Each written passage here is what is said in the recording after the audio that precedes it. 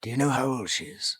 17. To keep a tight hold on the king's heart, Catherine came up with new surprises every single day. At first, Henry enjoyed it, but as time went on, he simply couldn't keep up. The constant intimacy was too much, and at his age, his strength was no longer what it used to be. So whenever he was alone with Catherine, he began to restrain himself. He often refused to stay the night, using state affairs as an excuse. After being rejected again and again, Catherine couldn't help feeling disappointed. She was young, full of passion, and couldn't bear such loneliness. Just then, her close friend Joan burst into her chamber. Knowing Catherine's desires, she brought up their past, reckless romances. This is how it used to be, remember? You and me together. I told you to mind what you say. Catherine did miss those wild and carefree days. But now she was the Queen of England. She had no intention of repeating old mistakes and ruining the wealth and power she had fought so hard to gain. And then the two of them would come in. The one for you and the other mine. And all that puffing and blowing in the dark. And you and him would kiss and hang by your bellies like two sparrows. There was no harm in it. We were agreed we were to be married. Is that what you told the king? Don't be stupid. I don't need to tell him anything about what happened before. And if you talk of it to anyone, I swear I'll... Hush. Though Joan promised to be careful, her words only fueled the fire. She hinted that one of the king's guards seemed to admire Catherine. Catherine was tempted, but she didn't dare show it. She knew that as queen, one wrong step could send her straight into the abyss.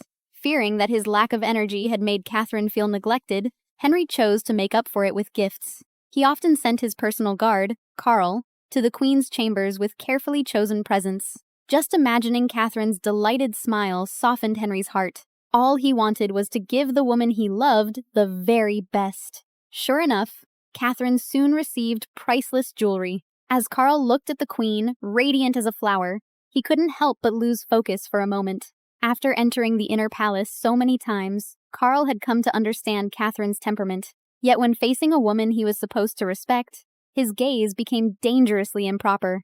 And Catherine, too, began to lose her composure. She understood exactly what his words implied, but her status forbade her from crossing that line, so she buried those feelings deep in her heart.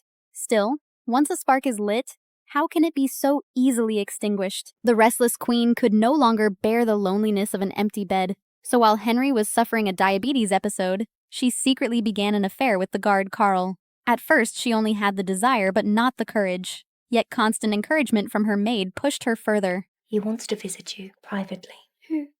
Culpepper. He can't. That's not possible. Of course he can. Just like that other one, coming to you at night. You know about that? Of course I know. Joan Bulmer told me. And it can be just the same. A secret. Nobody else need ever know. Not the king. Not anybody. When the maid brought up Catherine's hidden past, she finally dropped all restraint. That very night, under the cover of her close friends, Karl was secretly brought into the royal bedchamber. What followed felt almost inevitable. Henry, who had spent his life indulging in pleasure, would never have imagined in his wildest dreams that the young wife he adored so deeply would betray him simply because his body had failed him. Bathed in the glow of forbidden love, Catherine regained her former vitality and danced joyfully with her maids. As soon as Henry began to recover, the first thing he wanted was to see Catherine. But when he pushed open the door, he was met with the sight of her dancing happily, and disappointment washed over him. While he had been suffering an illness, her mood seemed completely unaffected. I trust you found something to amuse yourself while I was away? I missed your majesty so much. I hope they gave you my gifts. Your gifts are not you. Fortunately, Catherine reacted quickly. The moment she spoke, Henry's face lit up with joy. He immediately stepped forward and removed the ring from his finger as a gift to her. This alone showed how deeply Henry doted on Catherine. Yet his love came with a condition. I'm going away tomorrow for a few days. But tonight I'll visit your bedchamber. And nothing would please me more than for you to conceive my child. She had to bear him an heir. Catherine understood this clearly, but having already taken a lover, she began to feel a growing resistance toward Henry. This was the final chapter of Catherine's life, as she sat in the Tower of London, awaiting her verdict. Catherine Howard, I have to tell you that you are going to die. You'll be taken to your place of execution tomorrow morning, the 13th of February. escorted by members of the Privy Council. When she learned she had been sentenced to death, she was not surprised and calmly asked for one final request. Will you bring the block to me, so that I might know how to place myself, make trial of it? As you wish. In her heart, Catherine had already accepted her fate, but when asked whether she wanted a priest to hear her confession, she refused without hesitation. Meanwhile, Henry, soon to be a free man again, was throwing an extravagant celebration. He invited a table full of women of different styles, indulging in pleasures he had long missed. Compared to him, Catherine appeared composed and ready to face death. Yet the moment she saw the execution block with her own eyes, fear crept in. After all, she was only 22 years old. Henry's revelry was not just about pleasure. It was also revenge against the woman who had humiliated him. In fact, Catherine had not originally faced the death penalty. The investigation had first concluded that her improper behavior happened before marriage. But just as the bishop was about to report this to the king, Catherine stopped him. In an attempt to save herself, she shifted the blame onto Derham. She believed this would earn Henry's mercy. Instead, Derham revealed an even darker secret to the king. You got someone else that succeeded me in her affection. Who? Thomas Culpepper. Thomas Culpepper, the king's groom. Yes, sir. Following this lead, they traced everything back to Culpepper. At that moment, Culpepper pushed all responsibility back onto Catherine.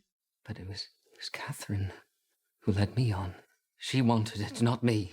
Her servant, Lady Rochford, she provoked it and acted as a procuress, like some madam in a brothel.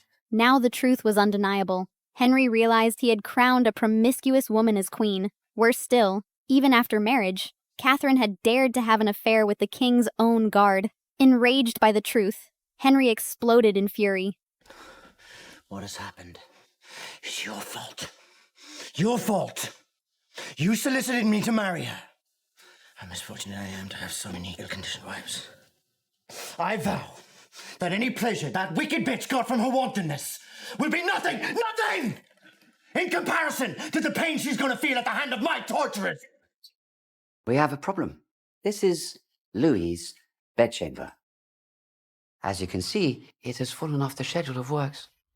Mary wanted to consummate her marriage with Louis, but when she arrived at the room, she discovered that her rival, Madame du Barry, was using her power to delay the renovation of Louis's chamber. She was deliberately sabotaging their wedding night. Mary decided to wait until they returned to Versailles, but the ambassador warned her not to confront the king's mistress. He reminded her that her relationship with Louis was already unstable. Mary refused to listen. In her mind, bowing to a woman like du Barry was a humiliation she could not accept. Don't you think it's time we made peace with the Countess? I won't be pushed around by her.